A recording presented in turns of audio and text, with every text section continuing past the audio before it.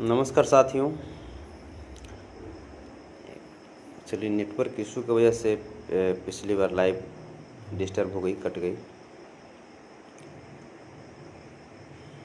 कैसे हैं आप सब? मैं आपका दोस्त, आपका साथी, भोजपुरी सिंगर संतोष रेणु यादव। और ये आज का जो लाइव है, ये हमारे पेशेवर एक कलाकार के रूप में आज का ये लाइव है। आप सबको एक बात बताने के लिए लाइव आए हैं कि कल रात को करीब 2 से 3 घंटे तक हम सबके चहेते, मेरे लिए बड़े भाई स्वरूप, कलाकारी में पिता स्वरूप बड़े भाई खेसारी लाल यादव जी से मुलाकात हुई, बातचीत हुई। और जो एक दूसरे के प्रति कड़वाहट थी मन में, उन सारी मुद्दों को जाना, एक दूसरे के भाव को पढ़ा, मन को पढ़ा और सारी कड़वाहट दूर किया। मैंने उनसे मिलने के बाद सॉरी भी बोला, क्योंकि काफ़ी नाराज़ दिखाई दे रहे थे वो। मैं एक्चुअली रिकॉर्डिंग कर रहा था, मेरे शिव स्तुति एक मैंने गाया है इस बार, काफ़ी पूरी तरीके से भक्तिमय माहौल वाला एक सॉन्ग शिव स्तुति है, जिसको मैंने गाया है शंकर सिंह जी के यहाँ।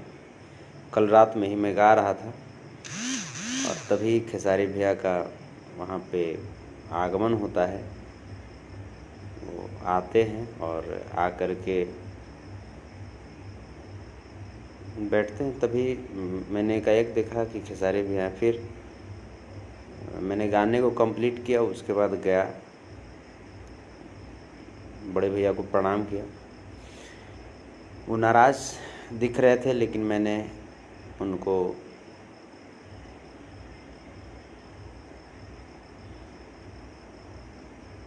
मनाने की कोशिश की, बातचीत हुई। जिस बात से नाराज़गी थी उनकी, मैंने उसके लिए उनको सॉरी भी बोला। और मैंने उनको इस बात को समझाने की कोशिश भी किया, चूँकि कभी भी, चाहे वो खेसारी भैया हों, चाहे वो पवन भैया हों, चाहे वो कल्लू बाबू हों, रितेश पांडे जी हों, प्रमोद प्रेमी जी हों, इवन कोई भी हो, हमारे लिए सभी लोग सम्माननीय हैं, चाहे वो हमसे उम्र में बड़े हों या उम्र में छोटे हों। एक एक ऑडियंस, चाहे वो खेसारी जी को सुनने वाले लोग हों, चाहे वो पवन सिंह जी को सुनने वाले लोग हों, हमारे लिए सभी लोग सम्मानित हैं और सभी लोगों के प्रति अथाह सम्मान है मेरे मन में। ये बात सिर्फ शब्दों में नहीं, ये मेरे हृदय में है। गुस्सा, कड़वाहट जो भी होता है वो मेरे होठ में होता है। होठ पे अगर गुस्सा आया मुझे, तो वो सिर्फ होठ तक सीमित होता है। दिल में, हृदय में, दिमाग में सिर्फ प्रेम रखते हैं। आप कहाँ तक इस बात को समझते हैं, ये आपके ऊपर डिपेंड करता है। लेकिन आप हमारे लिए, जो भी लोग हैं, हमारे लिए हर वक्त सम्मानित हैं और सम्मानित रहेंगे। बड़े भैया से मुलाकात के बाद हर मुद्दे पे जो कि मैंने उनको उस दौरान बोला था, तो हर मुद्दे पे बातचीत हुई। मैंने करीब करीब उनको 5-6 बार सॉरी भी बोला और मैंने मनाने की कोशिश किया।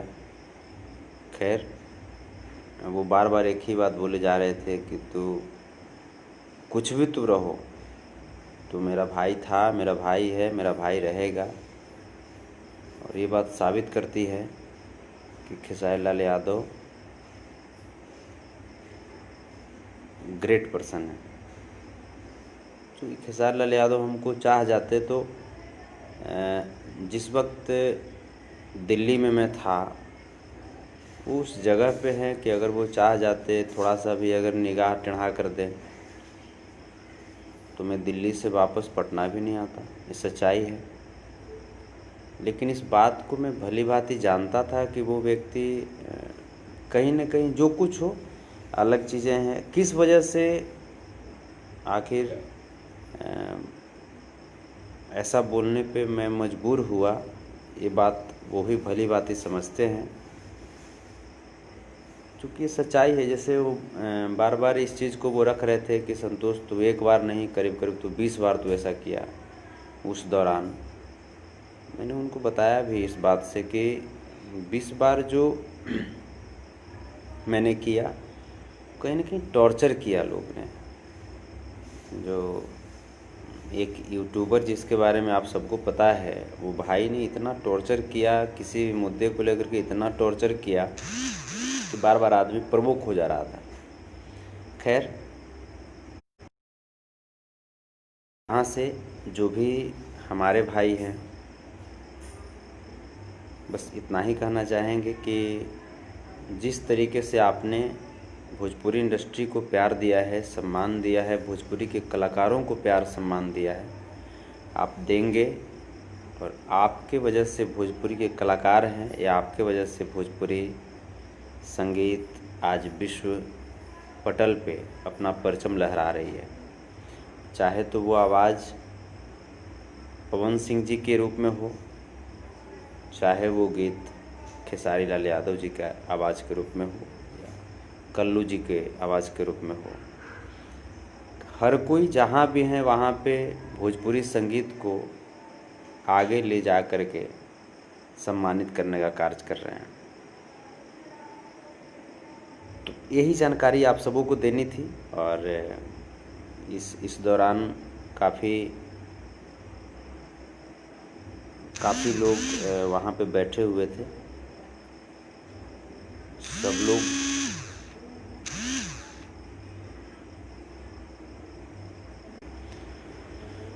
बीच बीच में कॉल आ जा रहे हैं, जिस थोड़ा सा डिस्टर्ब हो जा रहे हैं। तो सब लोग वहाँ बैठे हुए थे और सभी लोगों ने अपने अपने स्तर की सब लोगों ने बात की। वहाँ पे प्रणव जी भी बैठे हुए थे, खेसारी लाल यादव जी के साथ जो रहते हैं वो भी बैठे हुए थे। विकास सिंह वीरप्पन जी बैठे हुए थे, पवन पांडे जी बैठे हुए थे, शंकर सिंह जी के जो छोटे भाई हैं हमारे, बहुत ही प्यारे मित्र अप्पू सिंह जी बैठे हुए थे, हमारे बड़े भाई के रूप में मानते हैं। डॉक्टर पवन भैया बैठे हुए थे। तो सब लोगों ने मिलकर के एक अच्छा सा माहौल वहाँ पे, और जितनी भी कड़वाहट थी वो ख़त्म हुई। हमारे दिमाग में कड़वाहट उसी वक्त ख़त्म हो गई थी। हाँ, ये बात अलग है कि मैंने कभी इस मुद्दे पे उनके साथ बैठा नहीं, चूँकि बीच में लॉकडाउन आया, जिसके वजह से वो भी फंसे हुए रह गए अपने जगह पे। मुंबई में ही फंसे हुए थे, हम भी दिल्ली में फंसे हुए थे। उसके बाद वहाँ से रहते रहते कोरोना भी हुआ, मुझे हॉस्पिटल में गया, वहाँ से इलाज कराया, फिर वापस पटना आया। तो सब लोग अपने अपने लाइफ में और व्यस्त थे, और कुछ मजबूरी के कारण फंसे हुए भी थे। हमने उनको सारी बातें विस्तृत से बताने की कोशिश भी की, और मैंने बताया भी बाद में वो समझे भी इस बात को, लेकिन बड़े भाई हैं, कुछ भी हैं, कहीं भी हैं, वो बड़े भाई हैं, बड़े भाई रहेंगे, बड़े भाई थे। हाँ, पहली मुलाकात जो उनसे हुई थी, जो मैंने उनको बोला भी, जब नाराज़गी हम देख रहे थे तो मैंने उनको बोला भी कि शायद आप नाराज़ इस बात से हो रहे होंगे, अगर आप अपना समझते हैं तभी नाराज़ हो रहे हैं। अगर आप अपना नहीं समझते मुझे, तो आपके पास कैपेसिटी थी, आप दिल्ली से मुझे कुछ भी करवा सकते थे, लेकिन आपने ऐसा नहीं किया। इससे मैं क्लियर कट स्पष्ट हो गया कि आप मुझे अपना छोटा भाई समझते हैं। और ये बातें आज के परसों की बात है। परसों खेसारी भैया का शूटिंग चल रहा था बोल बम का, पटना में ही। वहाँ पे कई लोगों के बीच में भी उन्होंने मेरे पीठ पीछे भी कई लोगों के बीच में कहा कि नहीं, संतोष मेरा छोटा भाई है, और जो भी किया। तो ये आपकी बड़प्पन है भैया, ये आपकी बड़प्पन है। हाँ, जो भी होता है बस मेरे तरफ से बस यही है कि अगर कुछ भी कड़वाहट होता है तो उन बातों को ना मैं कभी दिमाग में नहीं रखता हूँ। जो भी बातें होती है आप तक मैंने कोशिश किया संपर्क साधने की, आपसे बातें करने की, मैसेज के थ्रू भी, कॉल के थ्रू भी, लेकिन वजह जो कुछ भी हो, क्यों नहीं कॉल पे संबंध बन पाया या मैसेज के थ्रू बातचीत क्यों नहीं हो पाई, क्या टेक्निकल एरर थी या क्या बीच में मैटर था, ये न तो आप जानते हैं और न तो हम जानते हैं। तो यही सब बातें हैं। बाकी आपके प्रति सम्मान हर वक्त था, हर वक्त है और हर वक्त रहेगा।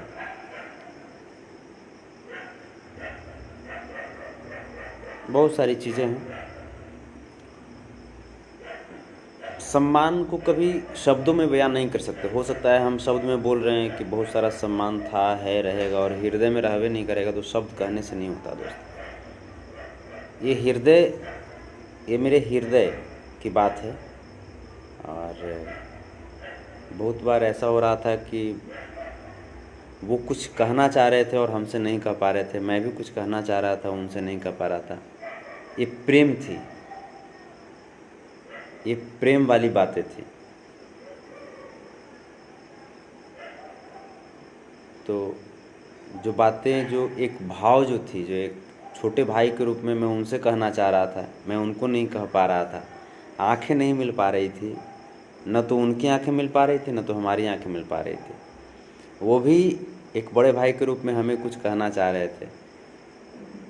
तो ये अथाह प्रेम है।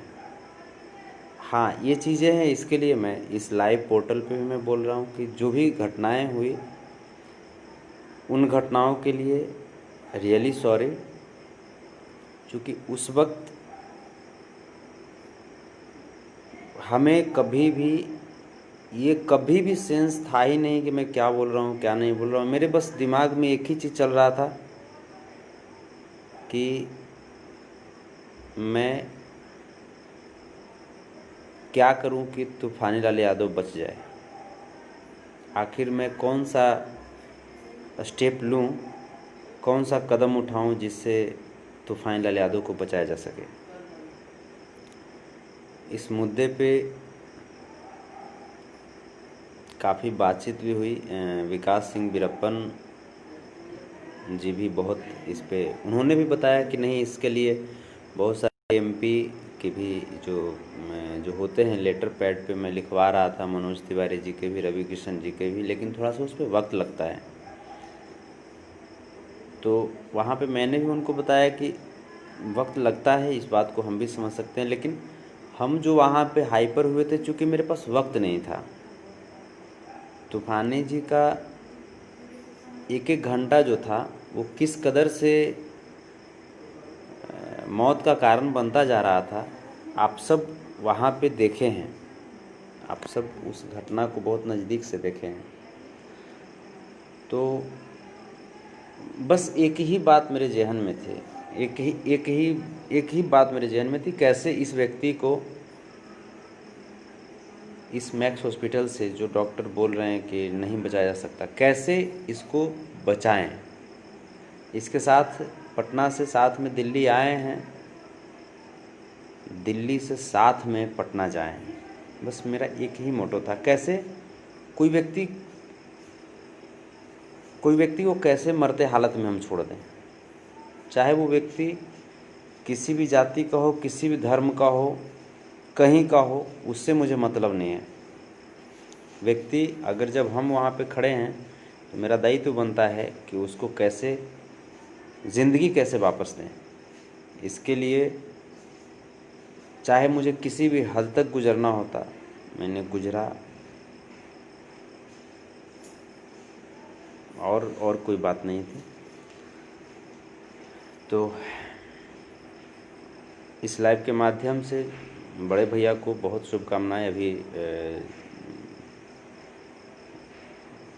बड़े भैया का जो बेटा ऋषभ बाबू, ऋषभ यादव, मेरा भतीजा, ऋषभ का भी जन्मदिन था, तो मैंने हालांकि पोस्ट किया था, लेकिन इस लाइव में भी ऋषभ को जन्मदिन की ढेर सारी शुभकामनाएं। बेटा खूब तरक्की करो, चेहरे पे स्माइल बनी रहे, माता पिताजी के सपनों से भी ऊपर जाओ। और आप सब से बस यही कि जितना प्यार करते थे उन्हें, उससे बढ़कर के प्यार कीजिए। भोजपुरी कलाकारों को आपने अपने हृदय में, अपने पलकों में जो जगह दिया है, उस जगह को बरकरार रखेंगे। चाहे वो कलाकार बड़े भैया खेसारी लाल यादव जी हों, बड़े भैया पवन सिंह जी हों, कल्लू जी हों, रितेश पांडे जी हों, प्रमोद प्रेमी जी हों, कोई भी लोग हों, आपने कलाकारों को सींचा है, आप कलाकारों का उत्साहवर्धन करते हैं, आपने भोजपुरी को उस आयाम तक पहुंचाने में कलाकारों की मदद की है। और कलाकारों से भी बस यही बात हम कहना चाहेंगे कि जो भी बातें हों, अगर गिले शिकवे अगर हों तो उसको सामने आकर के उसको ख़त्म करनी चाहिए। और कभी भी होठ पे गिला शिकवा जो हो वो होठ पे होनी चाहिए, दिमाग में और दिल में गिला शिकवा नहीं रखिएगा। दिमाग और दिल को सकारात्मक ऊर्जाओं से भर करके रखिएगा। हाँ, अगर गिला शिकवा अगर हो तो कोशिश कीजिए संपर्क करने की। अगर संपर्क नहीं कर पा रहे हैं, किसी भी, बहुत सारा जरिया है संपर्क करने का, लेकिन अगर बार बार संपर्क आप करना चाह रहे हैं, अगर हम नहीं कर पा रहे हैं, और किसी की ज़िंदगी और मौत की अगर सवाल है, वहाँ पे अगर मैं भी, अगर आपको ऐसा लगे कि अगर मेरे कुछ कहने से, मेरे कुछ बुरा कहने से अगर किसी की ज़िंदगी को बचाने में आपको ऊर्जा मिल सकती है, कुछ ताकत मिल सकती है, तो आप कहिएगा ज़रूर, मुझे अच्छा लगेगा। ऐसा नहीं कि अगर किसी की ज़िंदगी को बचाने में, चाहे वो कोई भी व्यक्ति हो, वो कलाकार हो या वो कलाकार नहीं भी हैं, वो एक भगवान सदृश वो श्रोता हैं, दर्शक हैं, अगर उनके साथ भी अगर किसी तरह की बातें होती है, अगर आपको लगता है, आपकी उम्मीदें अगर हमारे पास तक आती है, अगर आपको लगता है कि संतोष रेणु भैया के पास बात पहुंचाएं और वहां से कुछ काम बन सकती है, तो आप बिल्कुल हम तक संपर्क कीजिएगा। कुछ नहीं, बहुत अमीर तो नहीं हैं, एक मज़दूर का बेटा हैं, एक मज़दूर हैं, कुछ नहीं तो कम से कम एक बोतल खून लेकर के आपके लिए खड़ा ज़रूर रहेंगे। कुछ नहीं तो आपके साथ कंधा से कंधा मिला करके आपके मुसीबत में खड़ा ज़रूर रहेंगे। कड़वा हैं, ये सच्चाई है, लेकिन वो होठ पे सिर्फ कड़वा है, हृदय बिल्कुल साफ़ है। चाहे वो किसी भी, कहीं भी, आप किसी भी मुद्दे से आप जोड़िएगा, मैं कभी भी हृदय से मैं कड़वा नहीं हूँ। हृदय में पहुंचने की कोशिश कीजिएगा। हृदय में जैसे ही टच कीजिएगा, मैं बिल्कुल मोम की तरह मैं साफ़ हूँ दोस्त, और मैं अपनी वकालत नहीं कर रहा हूँ, ये सच्चाई है। और बाकी कड़वाहट भी रख कर के हृदय में क्या करेंगे, मैं किसका क्या बिगाड़ लूँगा। सब लोग हमसे आगे हैं और सब लोग आगे रहें, बस यही ऊपर वाले से कामना रहती है।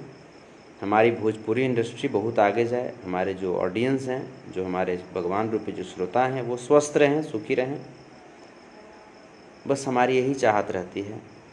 और कोई कुछ हमें नहीं चाहिए ज़िंदगी में। नमक रोटी खाते हैं और नमक रोटी में ही बहुत खुश रहते हैं। जो आनंद हमें आता है वो शायद मक्खन रोटी में नहीं आ सकता।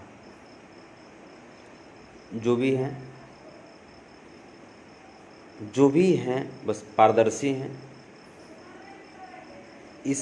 इसके अलावा कुछ नहीं है। न तो हमारे पास संपत्ति है, धन दौलत, सोना चांदी, खेती बाड़ी, कुछ नहीं है। जो भी हमारे पास है आप हैं, आप ही हमारे संपत्ति हैं, धन दौलत, घर द्वार सब आप हैं, आपके अलावा कुछ नहीं। और दिल से शुक्रिया बड़े भैया खेसारी लाल यादव जी को कि आप हमें इतनी कड़वाहट वाली बातों के बाद भी आप हमें इतना प्यार करते हैं। मैं धन्य हो गया। और भगवान आपको दिन दुना रात चौगुना तरक्की दे, बहुत अच्छा लगता है। और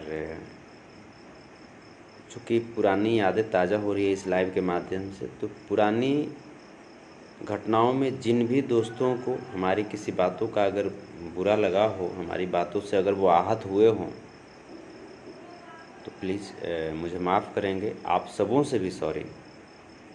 जितने भी लोग हैं, खेसारी भैया से तो सॉरी बोला ही, मैं आप सबों से भी सॉरी बोल रहा हूँ। जितनी माताएं बहनें, हमारे भाई, जिनको भी दुख लगा हो, आप सबसे सॉरी। चूँकि दुख तभी लगता है जब कोई अपना किसी को मानता है और उनसे किसी प्रकार की गलती हो जाती है। आपको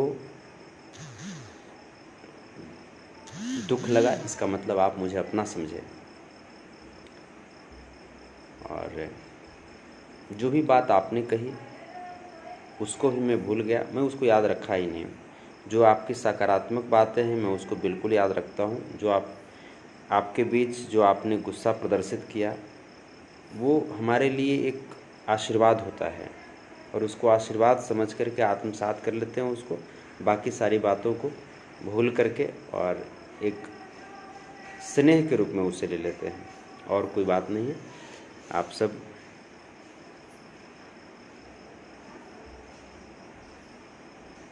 एक दोस्त लिखते हैं कि खेसारी जी पर जो गाना गाए हैं वो डिलीट कर दीजिए। नहीं, देखिए, कभी भी वो जो गाना है या जो भी चीज़ें हैं, मैं वही कर रहा हूँ कि हर बात को, अब जो पिछली जो भी बातें हैं उस सारी बातों को पाट दिया जाए, सारी बातें ख़त्म। और वो जो गाना था वो सच्चाई में आपको बताऊं, ये अब उसके बारे में आपको सच्चाई में बताता हूँ। वो जो गाना जो गाया गया था कि चना मसूरी हरियर भइले, होली में खेसरिया झोकर गेले, आप इसी की बात कर रहे हैं शायद आप इसी की बात कर रहे हैं ना। तो उस गाने के बारे में मैं आपको बता दूं कि वो गाना लिखाया कैसे, लिखने वाला मैं ही हूँ। वो गाना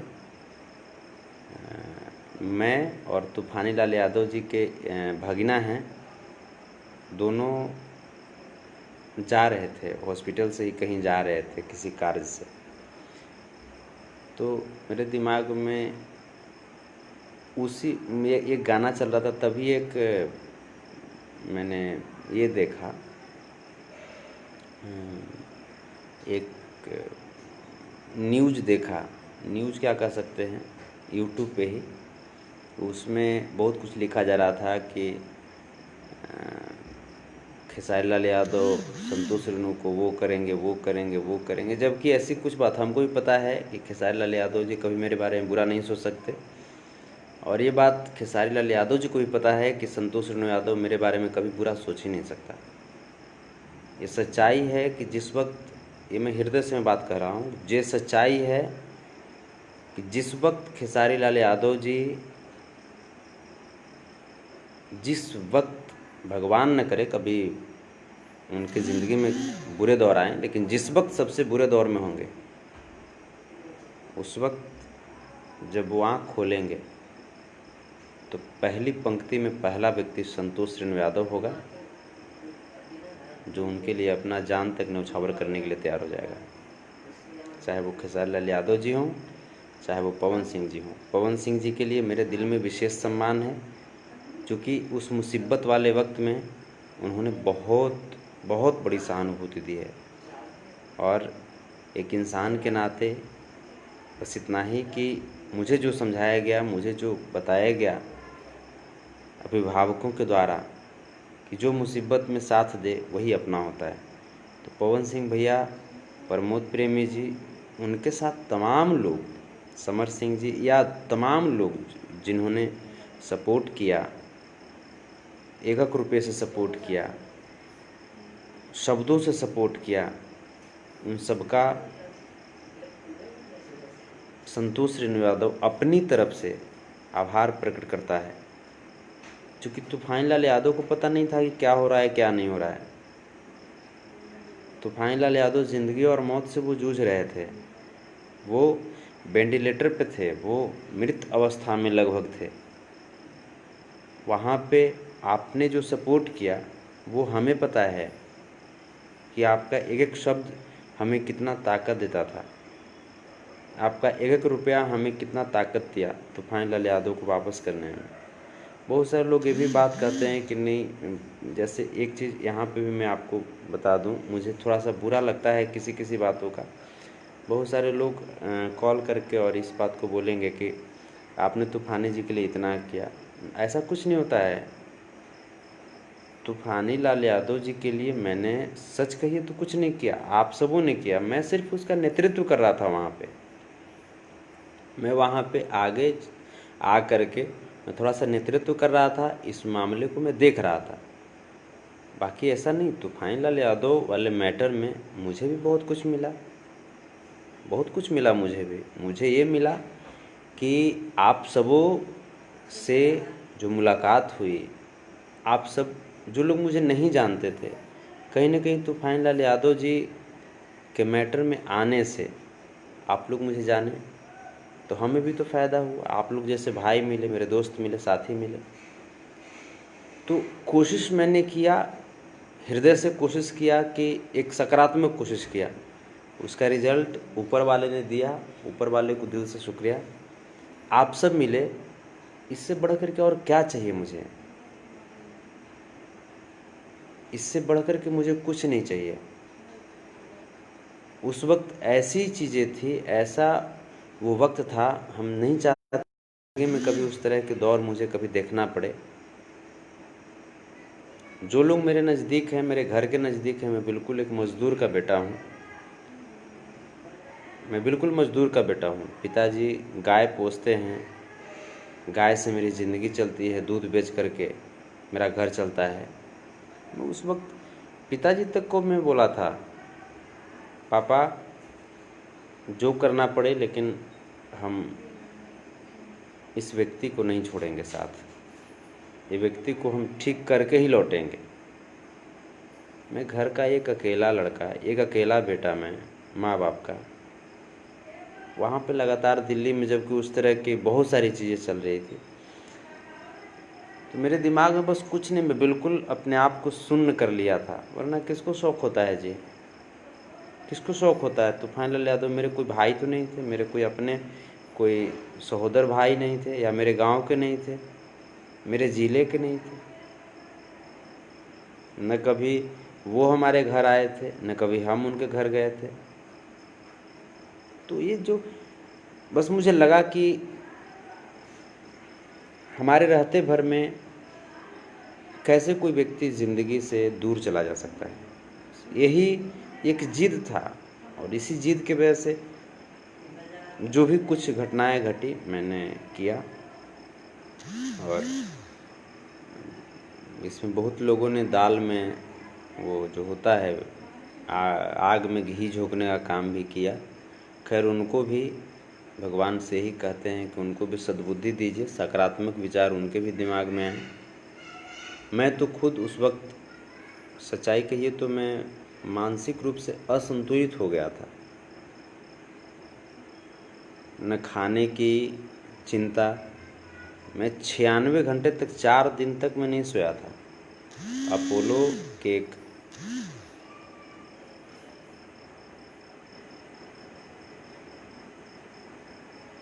अपोलो हॉस्पिटल के एक वहाँ पे डॉक्टर अमरनाथ जी थे। उनका भी बहुत बहुत बड़ी भूमिका रही है प्रियांशु जी के माध्यम से। वो देखे हैं, मैं लगातार 4 दिन तक मैं सोया नहीं था। मुझे हमें खुद नहीं पता था कि मैं क्या बोलता था क्या नहीं बोलता था। दिन भर में 400-500 कॉल अटेंड करना, उसके बाद उधर डॉक्टर की बात सुनना, लोगों की बात सुनना, पैसा का व्यवस्था करना, बहुत सारी चीज़ें था यार। मैं ईश्वर से मैं कहता हूँ वैसी परिस्थिति किसी की ज़िंदगी में मत देना, किसी की ज़िंदगी में मत देना। उसी दौरान मेरे जुबान से खेसारी भैया के प्रति भी गुस्सा निकला, जो कि एक अपनापन वाली गुस्सा थी। हाँ, मैंने शब्द जो थे वो शब्द गलत थे, उस शब्द का मैं खुद के शब्द का मैं खुद खंडन कर रहा हूँ। वो शब्द बिल्कुल नहीं निकलने चाहिए थे, लेकिन वो शब्द कभी किसी को टॉर्चर करने के लिए मैंने नहीं निकाला था, बल्कि मुझे ज़िंदगी चाहिए थी। और वो ज़िंदगी चाहिए थी जो एक व्यक्ति जो वेंटिलेटर पे है, किसी भी तरीके से मैं उसे बचा लूँ। बस एक जद्दोजहद थी, हमारी खुद की लड़ाई खुद से थी। और तब जा कर के वो शब्द निकले। बाद हमको तो उस समय पता भी नहीं था। बाद में पहली बार जो मैंने अपशब्द बोला खेसारी भैया को, तो सच्चाई में बता रहा हूँ, मुझे कोई पता नहीं था कि मैंने उनको अपशब्द भी बोला है। वो जो बात लाइव ख़त्म हो जाने के बाद मुझे कॉल आने लगा कि भैया आप क्या बोल दिए। फिर मैं जा कर के बहुत दिन के बाद मैं लाइव में देखा उसको, तब मुझे ऐसा लगा। तो अब उसके बाद मुझे खेसारी भैया की तरफ से तो टॉर्चर नहीं किया गया, लेकिन और लोग टॉर्चर करना शुरू कर दिए। कॉल पे कॉल, आप आईसीयू में जाइए वहाँ भी कॉल, डॉक्टर से बात कर रहे हैं वहाँ भी कॉल, और इसी मुद्दे पे कॉल। मैं भी एक इंसान था, एक छोटा सा बालक मैं भी था। मेरी क्या उम्र हुई है, 30 साल की मेरी उम्र है, 31 साल की। मैं भी बहुत डिप्रेशन में मैं चला गया था वहाँ पे। और तब फिर वही बार बार अगर उसी चीज़ को लोग रिपीट करते थे, तो लोग जैसे जैसे बोलते गए, मैं वैसा वैसा लाइव में बकता चला गया। बाकी ऐसी कोई बात नहीं थी। खेसारी लाल यादव कल भी हमारे लिए सम्माननीय थे, आज भी सम्माननीय है और कल भी सम्माननीय रहेंगे। एक कलाकार के रूप में मैं उनको शुरुआती अवस्था में मिला था, लेकिन उसके बाद मैं उनको बड़ा भाई मानता हूँ, बड़ा भाई हैं और बड़े भाई मेरे वो रहेंगे। चाहे वो एक सुपरस्टार रहें या वो एक फ्लॉप स्टार रहें, मुझे उससे कोई फ़र्क नहीं पड़ता। मैं बड़ा भाई उनको मानता हूँ, बड़ा भाई मानता हूँ और बड़ा भाई मानता रहूँगा। पवन सिंह जी सुपरस्टार के तौर पे पहली बार जो भी टॉकिंग हुई सुपरस्टार के तौर पे हुई, लेकिन उन्होंने जो एहसान जो हम पे दिया है, जो हमारे ऊपर जो उन्होंने एहसान किया है उस बुरे वक्त में, वो तूफ़ान लाल यादव के ऊपर एहसान नहीं था। तूफ़ान लाल यादव तो वो बिल्कुल व्यक्ति वो सोया हुआ था, उस व्यक्ति को क्या पता कैसे कैसे क्या हो रहा है। लेकिन बड़े भाई पवन सिंह भैया ने जो एहसान जो दिया है, वो ज़िंदगी भर मेरे ऊपर एहसान है। और कभी भी जब वक्त मिलेगा तो मैं उस एहसान का कर्ज में ज़रूर उतारूँगा। चाहे वो प्रमोद प्रेमी जी हों, चाहे जितने भी लोग हैं, लेकिन खास करके जो लोग चाहे वो खेसारी भैया के लोग हों, चाहे वो पवन भैया के लोग हों, या जिनके भी लोग हों, प्रमोद जी के लोग हों, कभी भी एक दूसरे को टारगेट नहीं कीजिए। खेसारी भैया भी अपने जगह पे, उनका हृदय बिल्कुल पवित्र है, पवन भैया का हृदय भी बिल्कुल पवित्र है। मैं तो दोनों तीनों व्यक्ति के मैं काफ़ी करीब से मैं देख रहा हूँ, दोनों तीनों व्यक्ति को पवित्र निश्चल हृदय का, चाहे वो प्रमोद प्रेमी हों, चाहे वो खेसारी भैया हों, चाहे वो पवन सिंह जी हों, एकदम पवित्र हृदय का व्यक्ति हैं सब। और सब लोगों ने मिलकर के भोजपुरी को आगे बढ़ाने का काम कर रहे हैं। और बस आप लोग सबको प्यार भी हो। Comment Anoop Yadav ji, love you. बस आप लोग अच्छे रहिए, और मैं क्या कहूँ। तो नीरज दुबे जी, का हाल है भाई? हाँ, सब बहुत अच्छे हैं, सब ठीक ठाक हैं।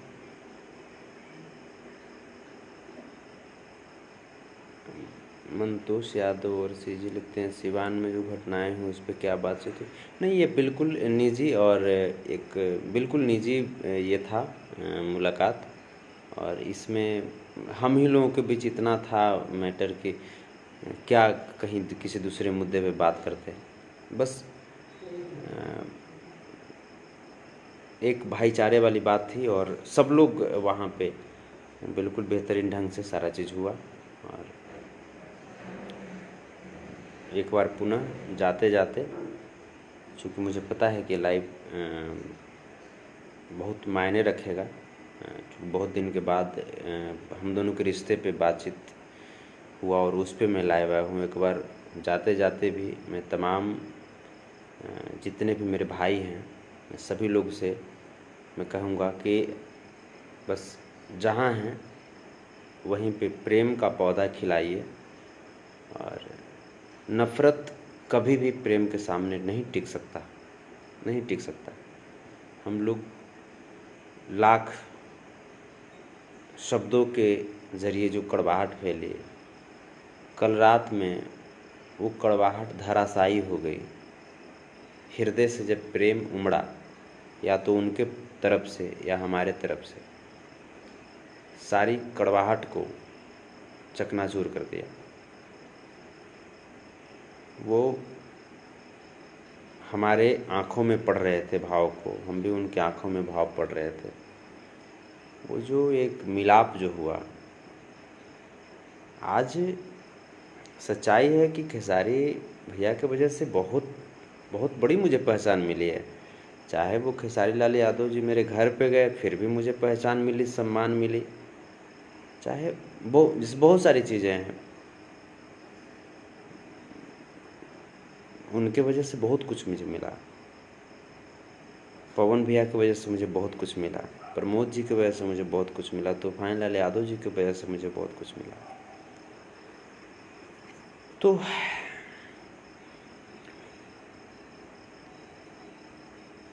बस आप लोग कलाकारों को प्यार दीजिए, सम्मान दीजिए। और इस लाइव के माध्यम से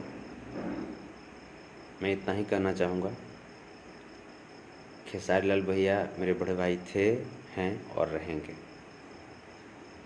एक कलाकार के रूप में मैं पहली बार उनसे मिला था, लेकिन उसके बाद वो मेरे बड़े भाई हैं, थे और रहेंगे भी। बातें कभी भी ऐसा नहीं कि कभी ज़िंदगी में अब कभी उन पे हम गुस्सा ही नहीं होंगे, या ज़िंदगी में वो कभी हम पे गुस्सा नहीं होंगे। वो निजी चीज़ें हैं, वो बात सिचुएशन कब क्या हो जाता है ये कोई नहीं जानता। लेकिन बस यही बात है कि मैं उनको हमेशा सम्मान करता था, सम्मान करता हूँ और सम्मान करता रहूँगा। लव यू आप सबको। और खूब आप लोग जहाँ पे हैं वहाँ पे अच्छे से रहिए, और अपना स्वास्थ्य का ख्याल रखिएगा, आसपास के लोगों का ख्याल रखिएगा। बस आप लोग अच्छे रहिए। लव यू आप सबको, प्रणाम, लव यू।